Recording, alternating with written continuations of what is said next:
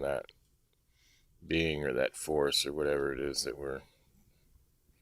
that kind of nameless thing that we talk about. I mean, it's demanding, it requires a lot of physical and spiritual energy from us. And if we don't,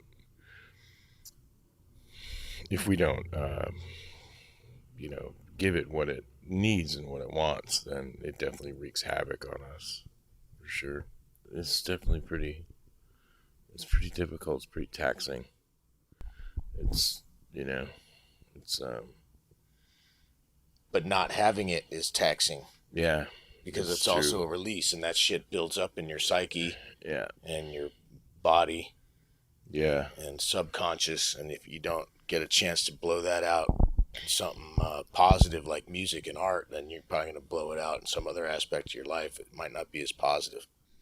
Yeah, I remember when they first started just kind of coming in waves, like when we reached that point where we had that few years there where shit was really crazy on stage. Like, we was like, it was just chaos up there every night. Like, some weird shit was happening, and we were, it was everything from blowing up gear to seriously injuring ourselves to, like mild electrocutions, and just all kinds of weird shit. It took a while to kind of like get through that point and get into more of a consistency with it, something that's not like completely out of control all the time. You let that feral nature out, and you combine that with any sort of chaos, you naturally get attracted to that chaos and make it more intense.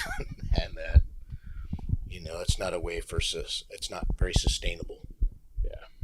To just leap into the vortex all the time. It took a few years.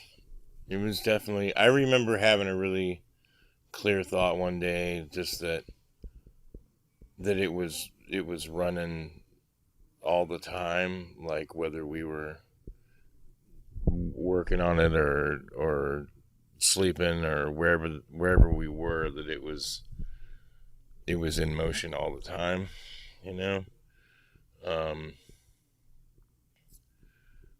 but I think it took us about 7 years to get to the point where things just kind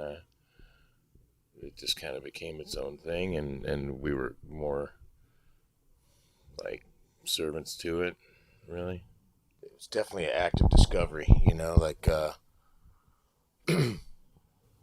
growing out of the teenage angst kind of the beginning and into things more developed and opening ourselves up to more possibilities and things bigger than ourselves in general, and then it seemed to, I don't know, start poking through, and yeah, maybe 92, 93 after 7 years, like really touring after we kind of broke through a sonic barrier for ourselves, and then touring that kind of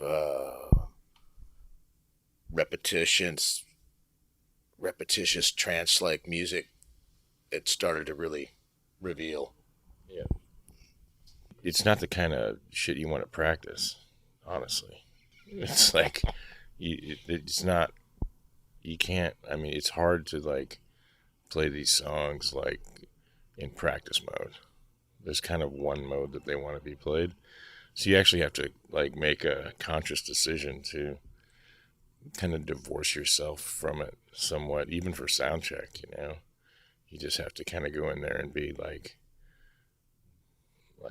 not a part of it, and just let your hands play the guitar and make sure everything's good and get out, So